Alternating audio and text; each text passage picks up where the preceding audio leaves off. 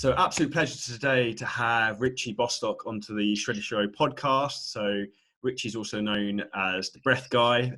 He's a world-leading expert in breathing, and you've got quite a fascinating background in terms of how I think you first got into the dynamics of learning and educating people in terms of breathing, which we'll come into a little bit.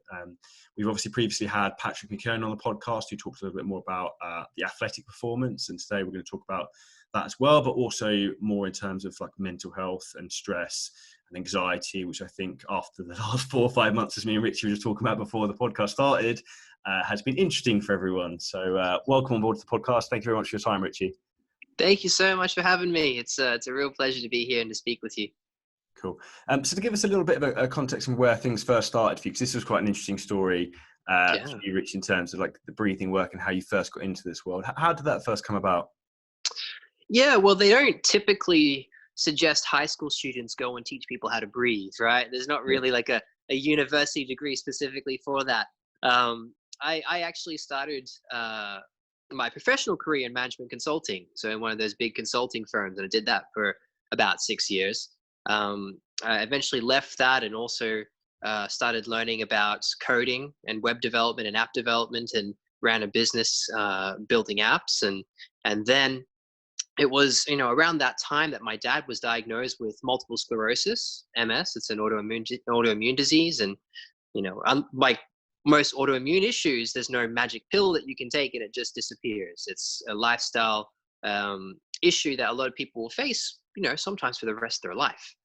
So I was always on the lookout for things to be able to help my dad, whether it was, alternative treatments, alternative medicine, therapies, diets, whatever. And it was through my research that I came across this guy called Wim Hof. Some of you may have heard him before, also known as the Iceman, this crazy Dutch guy that can do all these amazing stunts in extreme cold conditions. So things like swimming under ice for the longest distance. He had a world record in that. He nearly summited Everest just wearing shorts and hiking boots and nothing else. He has all of these interesting world records. And he was talking on this podcast about how his method is useful. So he created a method based off his training and his experience that seems to be useful for everyone's health and well-being. It involves some breathing techniques and also some cold exposure training. And he's saying it's great for everybody. Everybody should do it. But it's interesting how specifically it seems to help people with autoimmune issues. So that kind of caught my attention. So I ended up traveling to Poland and spending a week in the snow learning the Wim Hof method. And we were doing all these big breathing sessions, where we're basically, lying on our backs and doing these breathing techniques for 30, 40 minutes nonstop. Then we're in the ice, we're in the snow, hiking around barefoot in our shorts. It's -6 degrees out, swimming in the ice lakes. We climbed the tallest mountain in Poland, just wearing our shorts again, -19 degrees at the top with wind and snow. And it was the most incredible experience. And, it was breakthrough for me as well in terms of what was possible for me as a human being to be able to do, and the things that I was able to feel. And even with just the breathing, the cold stuff sounds cool, but for me, it was actually the breathing that got me, because I had such incredible experiences. You could almost even say breakthroughs just by breathing in certain ways for specific periods of time. And to cut a long story short, anyway, I came back home and shared the experience with Dad, and he started to do the technique. So breathing every morning, cold showers every morning, and the progression of his MS completely stopped in its tracks. And we're years down the track now, and it hasn't changed at all. It hasn't come back. It hasn't flared up. So it was really profound. And I caught the bug after that. I was like, what else can breathing do? What else is possible with the breath?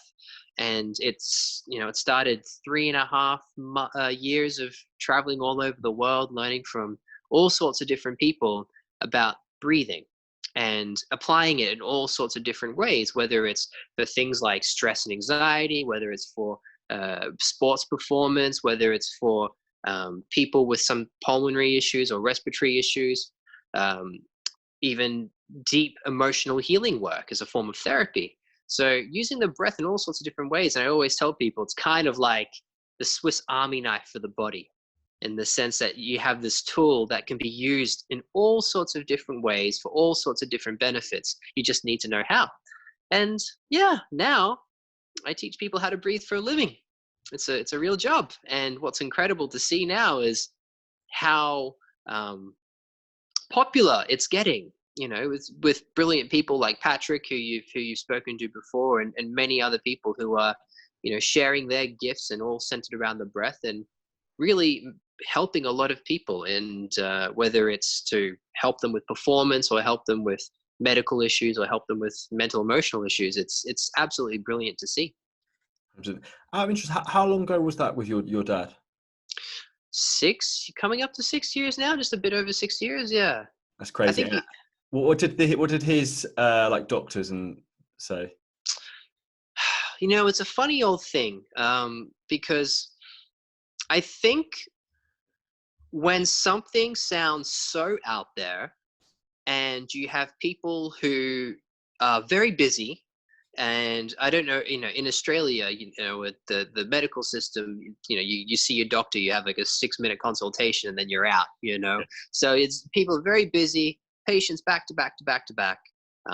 You know, and also, you know, spent a lot of time training in looking at things in a certain way, that as soon as you come and say, hey, look, like taking a cold shower and a bit of breathing is really helping my MS, it's almost like it's too much to take in. And so basically, you know, it's the same story as you hear all the time. They're basically, well, that's fantastic, keep doing what you're doing, I don't know why it's working, see you later, kind of thing. It's almost too obvious and too simple Yeah, an answer. Yeah. exactly. And they're so busy that they don't necessarily have the time or energy to be like, okay, I need to investigate this. I don't know if that's a massive generalization, but that was the dad's experience.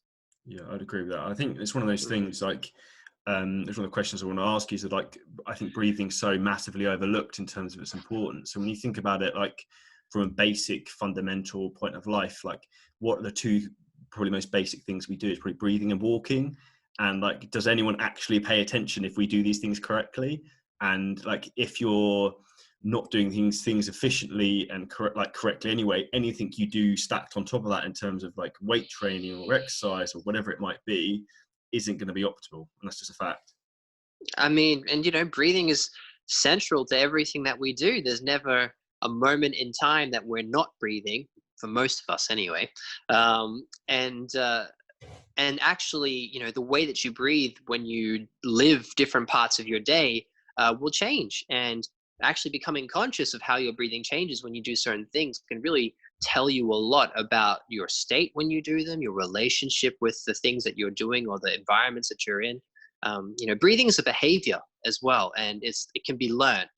And quite a lot of people develop quite bad breathing habits. And it might not be all the time. It might just be in specific moments in the day or in specific environments or around specific people. You know, it seems so simple, but actually, and you know, this is why I spent, you know, 3.5 years going all over trying to work out this breathing thing, is because there is actually such a detailed science to it that we don't even fully understand yet. It's still very much in progress, but it can be very granular in terms of the ways that it can affect you. But you're right, you know, often the most simple things that are overlooked. It's the way I look at it with a lot of people. It's like it's like the weak link in the chain. If you can have, say, for an athlete, if everything's perfect but your breathing's horrendous, that's the one thing that's holding you back. No matter how mentally strong you might be or whatever it is, if your breathing is horrendous, that's going to be like an anchor you're trying to drag along almost. And for, you know, and for athletics in particular, there's some brilliant people like Patrick. There's another fellow called Brian McKenzie Yeah. who runs Out of Breath, and also Lard Hamilton, who does XPT. And these guys are looking at breathing frameworks and concepts specifically for sports performance. And rather than focusing on the mechanics of the actions or the exercises or the sport that you have to do, the movement, it's can you actually put the breathing mechanic first and get that first, and then attach the movement behind it. And it's really amazing. It's kind of flipping things on its head a little bit, but they are seeing brilliant results, and they're working with some amazing athletes, especially in the States, around breathing sports performance. And they're absolutely awesome. 100%. And Like for anyone listening at home, what would be some sort of signs that perhaps you've got breathing that's maybe like partly dysfunctional or suboptimal? And were you in that situation yourself when you first came into this world? Like, were you a mouth breather or anything like that? Or Well, when I first got into breath work, the styles of breath work that I got into weren't as much about um, the kind of breathing pattern disorders that people like Patrick and others would focus on.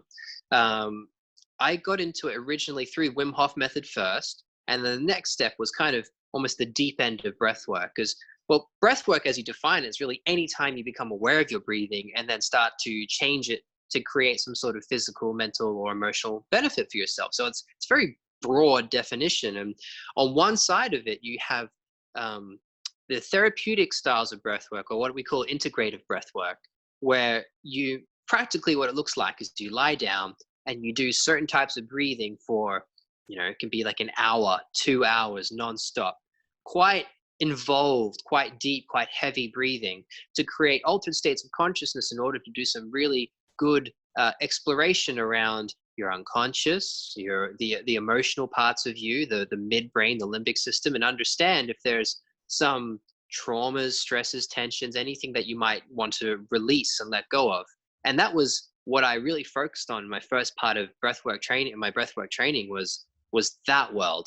And then I kind of worked backwards from there and started finding people like Patrick and other people who were working more around, okay, well, there's this amazing tool that you can use as a way of, as a form of therapy, but what about how you just breathe day to day? What does that look like? And so I would say when I first really started paying attention to that, I was probably already in quite a good category. I didn't really seem to mouth breathe that much when I really started to pay attention to it. What I was quite conscious of, though, was how locked up I was in my chest, which is quite interesting. Many people think of, if you have any kind of idea of how you're supposed to breathe, most people will say things like you're supposed to breathe into your belly, and if you breathe too high up into your chest, you're not taking a full breath. Well, I kind of had this weird reverse thing going on where my chest was actually really locked up and solid, and I was breathing into my belly, when actually our breath is supposed to go into our chest as well. If you look at how a baby or a toddler breathes, there's actually this full movement starting in the diaphragm. So that's, the bottom of your ribs, and then it kind of travels down into the belly passively. But the ribs still expand because the intercostal muscles in between your ribs are being engaged. And that's a beautiful breath. If you're going like this, where you see a lot of movement going up vertically through your shoulders and you feel tension through your neck, then that's not so useful. But we are supposed to breathe in our chest. There's nothing that bad about chest breathing, but mine was completely locked up. And so that was my challenge, actually, was learning how to relax and engage these muscles again. So I was a bit of an odd one. I was a bit backwards. There's a lot of people I see, like I get it a bit personally myself, is it like even having a huge amount of muscle tightness, like even within your chest, your pecs, intercostals, like poor thoracic mobility in your upper back, because your vertebrae and your ribs literally cannot move. They're almost like locked in stone. It's like having a balloon inside almost like a cement box. It can't expand anymore. Absolutely. And part of, if that's the case, then actually part of developing a good breathing mechanic is starting to get some flexibility back through your thoracic cavities, so through your ribs, through your spine, letting go of your, loosening up your pecs, and also your lats as well. Your lats are a big one. So there's a lot of, stretching and foam rolling and breathing in those stretches, and yeah, just getting that range of motion back. Interestingly enough, like I first came aware of breathing trying a few yoga classes, and it got made apparent to me that I was horrendous, and alongside my thoracic mobility and a few other things. And then when you start to make little improvements to that, it's amazing how much everything improves and how much like exercise becomes easier. Just everything becomes easier when your body actually starts to function correctly. Absolutely. Oh my gosh, absolutely. I used to do a lot of Brazilian jiu-jitsu. Yeah. And I noticed a lot. If no one's ever done Brazilian jiu-jitsu, it's a martial art where there's no striking involved, and it's kind of, you may have heard of judo, it's a bit more popular, but think of it kind of like wrestling, right? So it's grappling, it's a grappling martial art, and it's very taxing on your cardio. You can be an endurance athlete and then get on the jiu-jitsu mat and you can be gassed within a few seconds. And what I noticed was that as soon as I started to bring my breath work into that practice, how my cardio just shot through the roof. And it made me realize, it's incredible how quickly our lungs fail before our muscles do a lot of the time. And if you are then able to start to focus on your respiratory mechanics, your breathing mechanics, it means that it is a better place to support your body metabolically to be able to provide the energy for you to do what you do. Sometimes, your muscles can still be strong. You can still have the endurance or the power there, but if you're not breathing correctly, you're not fueling your body to be able to provide that. So, I think it's very, very, I say it's been very overlooked, but I think in the last year or so, there's so much of a spotlight has been put on breathing. And I think it's probably going to be one of the things that's going to be focused on in any kind of class, whether it's a HIIT class, like a Barry's boot camp or any of these kind of HIIT things. They're going to be telling people really specifically about breathing very soon. 100%. From a practical point of view, you mentioned obviously your improvements you made when you went to jiu-jitsu. What sort of things were you looking to do? How did you improve? So what I did was I actually started to pay attention to the way that I breathe. That was the first It's amazing how step. that works. Yeah, absolutely. And it's tricky, right? Especially in jiu-jitsu, if you're like sparring somebody, jiu-jitsu is a very complex martial arts. They call it human chess. So you're having to think very strategically while you're moving, but at the same time thinking about your breath as well. So moving with your breath, and in jiu-jitsu anyway, and in any martial art and many other sports, there are moments in time where you are able to take your foot off the pedal a little bit, in which case focus on your breath and really use the breath in a very conscious way to rebalance the gases in your blood, to be able to reoxygenate and make sure that you are in a place of in an optimal state. So those moments where you do get a break, use the breath and bring your body back to an optimal state.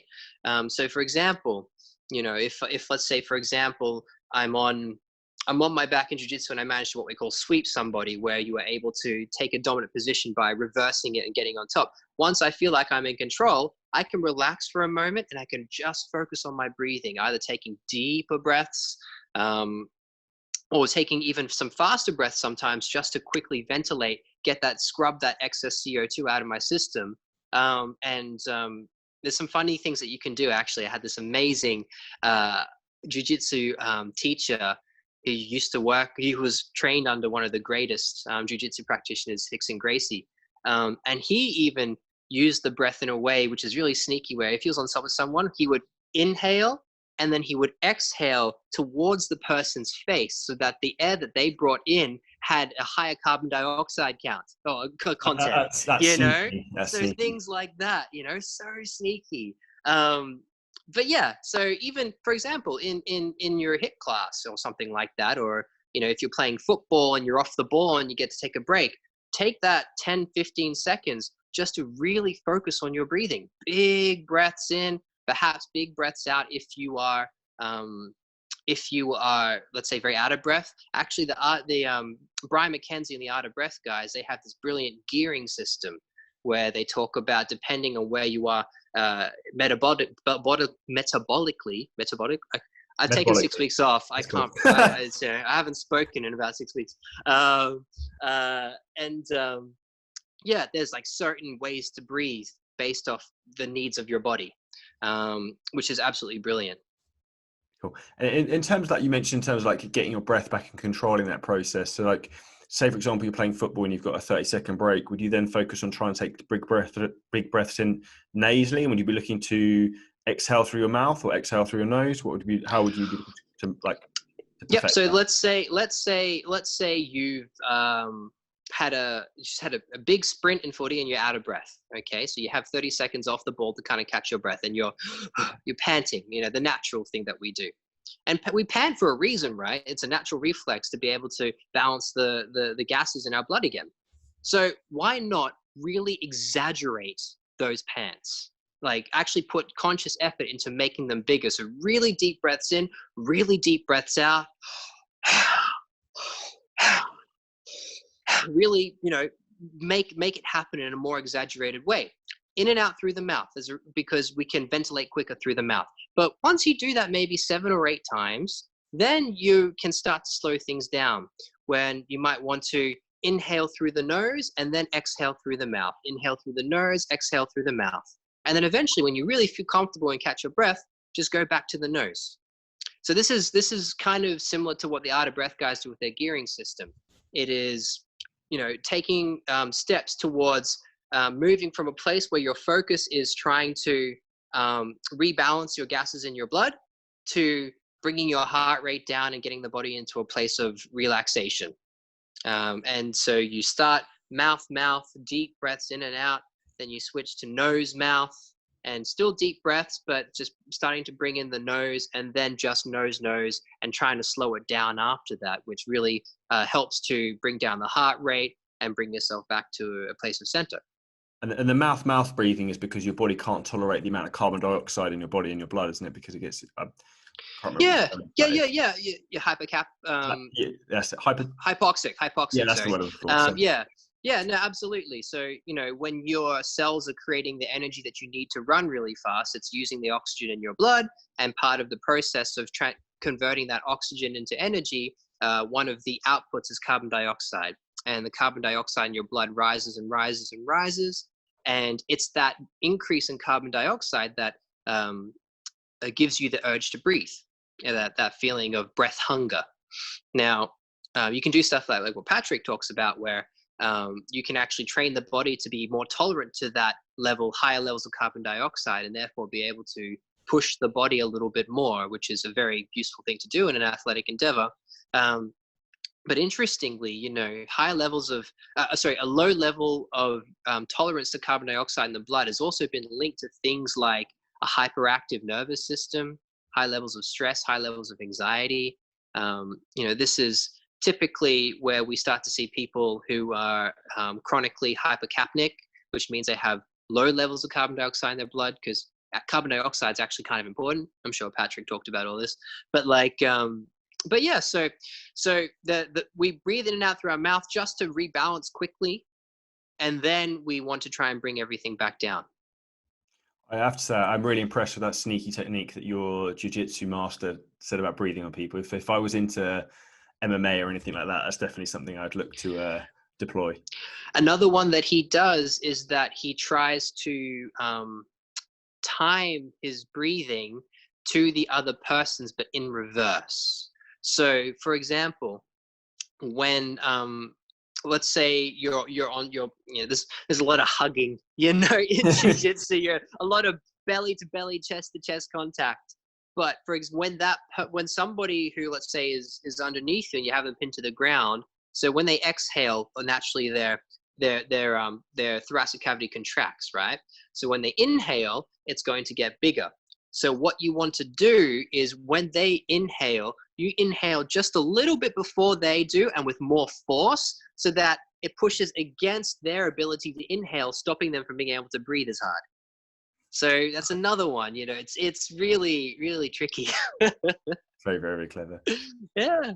In terms of building up CO2 tolerance within the body, is there anything that you have looked to do? One of the things I've been playing around with, doing a lot of walking during this lockdown situation, is hold big breath in, hold my breath for as long as I can. How many steps can I do, as a little game to try and entertain myself?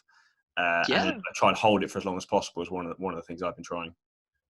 The Buteyko method was really I think the first method that pioneered this idea of conscious breath holding as a way to build up tolerance to carbon dioxide in your blood. And Patrick's work, Oxygen Advantage, does the same thing. So absolutely, holding your breath while you walk. One thing that's really useful, I do some free diving, and there's there's a framework of breath holding exercises called oxygen or carbon dioxide tables. So if anyone's interested in that, you can just look up O2 tables or CO2 tables, freediving. And it's a way of progressively and slowly and gently either increasing the levels of carbon dioxide over a period of 10 to 15 minutes and getting used to what that feels like. Another one that I like to do is something that I call the dioxide dance. And it's a fun one. And what you do is you just start to breathe in and out through the nose if you're either seated or lying down. And then you start to make the breaths a little smaller each time, a little bit less, a little bit less, a little bit less, a little bit less. So you're still breathing, but you're making each breath just a little bit smaller. And eventually you'll get to a point when you'll start to feel that air hunger start to come up inside of you. And that at this point is when you know that you've made the breath small enough, and this is where you want to stay. So it starts to become this fun little dance of you're still breathing, but you're maintaining this level of carbon dioxide in your blood. And when the air hunger becomes a little bit too much, you take a slightly deeper breath in for maybe the next couple of breaths, or if it starts to become a little bit too easy, start to make them smaller and bring in that air hunger. And you hold that balance of air hunger for, I like to do it up to about 5 minutes. You can do it for 30 seconds, take a break, 30 seconds, take a break. But, it's just maintaining that level and just getting used to what that feels like and training your body and your mind to say, you know what, I'm actually okay. I'm not dying here. I can survive. And that can make a huge difference, not just in things like sports performance, but also for things like stress and anxiety. 100%. And that's one of the things I really want to sort of come into and cover quite in depth was in terms of like stress and anxiety, because I think that obviously we've had the last few months have been fairly interesting, to say at least for most people. And I think stress and anxiety with social media and almost like overstimulation all the time from technology is a real issue. Is that something you've seen change quite a lot during your like time within breath work and how things have progressed for you? Is that something people are coming to you more with? I mean, constantly being bombarded with information. I felt that hugely, especially over the lockdown during this time. So much so that I took 6 weeks off and was off all news, off all social media, just completely, and I just went off into the wilderness basically by myself. But yeah, 100%. We are constantly taking in information, and gosh, I've forgotten who said this now. Where I got this is escaping me, but it's something like the amount of data that comes into through our eyes, through our ears, even through our nose, through our mouth, that we get in one day is probably the same as what people maybe 50 years ago got in like 3 months. We are such highly stimulated beings. We are analog beings in this digital age, and we're just fighting to catch up basically and try and work out how to deal with this. And I see it so much. And one thing that I'm noticing for myself is, as I have just come off this big stint of time off most devices, off emails and social and all these things, is okay, I feel the difference in me. I can see how much more space I have in my mind and how I think, and how can I still exist on social and do all these things and exist in the world and run a business, but still maintain that. And I think just creating some very specific rules about how you engage with these platforms has to be the way forward. Setting specific times for when you will go on Instagram or when you'll respond to emails, seeing if you really need to look at the news at all. That kind of thing, But one of the things that I kind of follow is, if there's something that important, like on the news, somebody's going to tell me. Someone's going to message me and be like, "Oh my gosh, did you see this thing?" And I'll be like, "No, let me check." So, I think really thinking about how much input you bring into your brain is really important, and creating space to be bored. We've actually forgotten how to be bored. We're probably about the same age. I still remember in high school catching buses and to and from like school and home, and just sitting there and just not actually doing anything, just sitting and looking out the window. You know, we've forgotten how to do that. So I think we need to create space to learn how to be bored again, because actually it's in those moments of emptiness that actually some of the most brilliant ideas, thoughts, and inspirations come from. But to kind of actually answer the question you asked, yeah, I'll see a lot of people these days who are searching for tools and techniques, advice, and help on how to manage. And it doesn't even necessarily need to be, I had this massive traumatic event that happened to me a few years ago, or when I was a child, or any of these things. These days, a lot of it is just this accumulation of micro stresses, because we just never get a break from the world that people need help with. So I think there are lots of ways, and breath work is a brilliant way to be able to help in that sense, because it's so simple and so easy. You don't need to be a experienced meditator or a yogi. You don't need to be a vegan, you know, like you can be Joe Blogs off the street, and if you apply a certain breathing methodology for just a few minutes, you'll feel different. So it's very accessible, it's easy, and once you learn the technique, it's free, right? So yeah, it doesn't get better than that, I don't think. And that's one of the big things you push on your app systems, teaching people these skills? Yeah. So I have an app.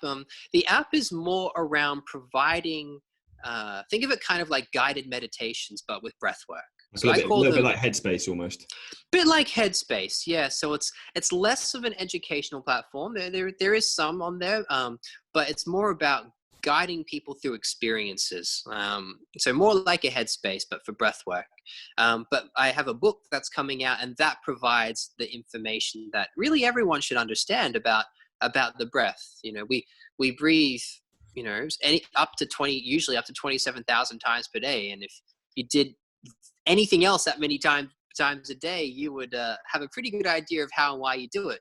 So hopefully this book, the aim of it was to create the breathwork book I wish I had when I first started, you know, to answer all the questions that I had that took me traveling across 5 continents to be able to find the people to get the answers. So hopefully this makes other people's lives a lot easier and provides the basis and the grounding of the information they need to understand about their breath, and also a bit of a map of what's available too, because, you know, breathwork is such a broad subject and there's so many ways to use it, that I want people to kind of have an overarching idea of what is possible, and then they can go, you know what, I really like the sports performance stuff, I'm going to go see Patrick. Or I really like the therapeutic side of things, I'm going to go try holotropic breathwork, you know, and it give a bit of an overarching idea of what's available to them. 100%. I think one of the interesting things you said there is like how often we breathe on a daily basis. And again, it just reiterates to me, if that's dysfunctional at all, like it's just going to cause so many issues. In terms of giving us like a little sneak peek for like a take home thing that someone could use in terms of stress management, is there anything like you'd suggest with anyone? Not to give away all the secrets in the book, but no, hey, the breathing techniques, you know, like it'd be like giving away the secret of a bicep curl, you know, like it belongs to everybody. So let's see. So, I mean, there are so many different ways to breathe to be able for things like stress. So let me give a couple of principles, and then you can have a bit of a play. So typically let's say when we do feel stressed, and I'll throw this to you, not to put you on the spot or anything, but if you feel stressed or anxious, have you noticed if your breathing changes? Yeah, I think I very much subconsciously have become a lot more aware of it recently, but I definitely go into sort of mouth breathing almost through my chest, and it's that like adrenaline fight or flight sort of mode. So mouth breathing up in the chest, perhaps most likely a little bit faster, right? Yeah. That is the body's way of preparing for action. Right. So, you know, you're going into that fight or flight mode. This is how you should breathe when you're in the fight or flight mode. Now, there's actually nothing wrong with that. That is what is supposed to happen. But the difference is if you're going into a meeting or about to see a client or something like that, and you start to breathe in that way and go in the fight or flight mode, there's really not much point, because you know you're safe, you know everything's okay. So we can use the breath then to be able to turn that around. So if breathing high up into the chest through the mouth, a little bit faster is our fight or flight activating breath, then what do you think is our rest and digest relaxing breath? I would presume slow, like inhalations through the nose and exhalations out through the nose, and trying to get a full breath in and out with like maybe like 2 to 3 seconds in and out each way. Yeah, so in and out through the nose. You said full breath, so like a deeper, lower breath, 2 to 3 seconds, slowing the breath down. Exactly. So you can teach this no problem. So that's exactly what it is. If a activating breath is probably up in the chest through the mouth and higher and at a faster rate, than a relaxing breath is into the belly or lower into the abdominal region, diaphragmatically. The chest still moves, but the breath hits more of the lower parts of the lobes through the nose and slower. It's that simple. So the most easy way to start to experience relaxation when you start to using your breath is something called coherence breathing, which is just 6 seconds in, 6 seconds out through the nose, nice and slow in the belly. Do that for 3 to 4 minutes, and you'll start to feel a massive difference. That is a very, very simple one that anyone can do. You can start to experiment with other times if you want to go 7 seconds or even 8 seconds. Give it a go. If 6 seconds feels like too much, make it 5 seconds or 4 seconds, and then slowly work your way up. But just making sure that you have those things in mind. In and out through the nose, breathing low into, we call it into the belly, which is typically comes from yoga. But really what we want is to experience if your abdomen is here and you put your hands on the sides of your rib cage, at the bottom of the sides of your rib cage, you want to feel this expansion in and out through your rib cage. So it's kind of like if you do the Wonder Woman pose. So you have your hands just beneath your rib cage on your hips. You should feel that expansion sideways into the front and even into your back. And if you feel that, it probably means that your diaphragm is being utilized in its fullest manner. So that's a fantastic one for relaxation. On the flip side, people sometimes need to be able to activate as well. A lot of athletes, even before they go into competition, some people will be hyper excitable and very, very nervous. Some people actually go into the opposite response, where they just feel dead. They just don't feel like anything. They feel numb, in which case sometimes using excitable styles of breath can be really, really useful. So actually breathing faster, sometimes breathing through the mouth just for short periods of time to get them up works really well.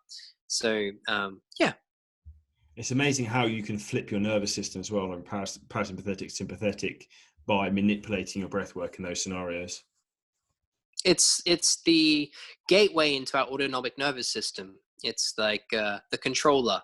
It's the only function of the body that's 100% automatic, but also 100% under our control. So it's really powerful in that sense and unique in that sense. It's almost as though like Mother Nature designed us this way, and that we have something pretty cool that we get to use.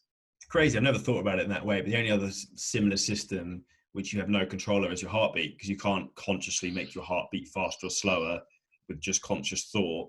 But obviously it's continuously beaten without you thinking about it. And similarly, you breathe without really thinking about it, but you can consciously control that.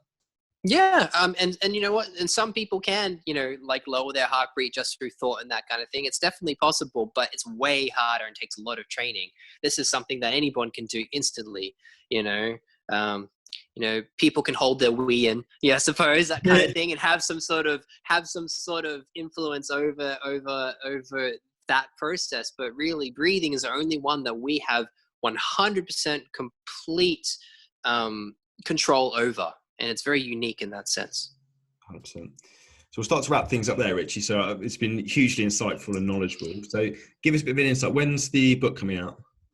Oh, yep. So book comes out in the UK September 10th. And then in the States, it's actually a bit later, I think October 13. And other countries, I don't know. But it's all on my website, and probably will be shouted about on my Instagram as well. thebreathguy.com is my website. The Breath Guy on Instagram. I post most updates and stuff on Instagram.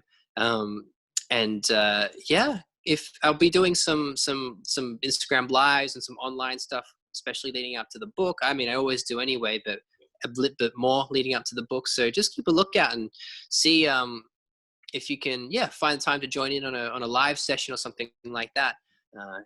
Many people, no pun intended, get pretty blown away by their first breathwork session. So, give it a go and see what you think.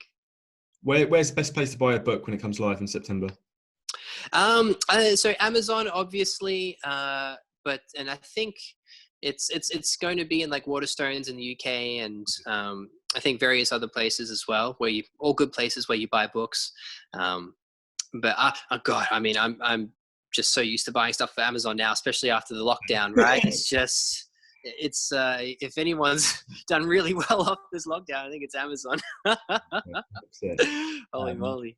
Yeah, 100%. So thank you so much for your time, Richie. I know everyone listening to this will find this hugely insightful. So if you guys found this useful, please make sure you share this to your Instagram stories, give Richie a follow, check out his book that's coming out in September, because I'll definitely be getting a copy.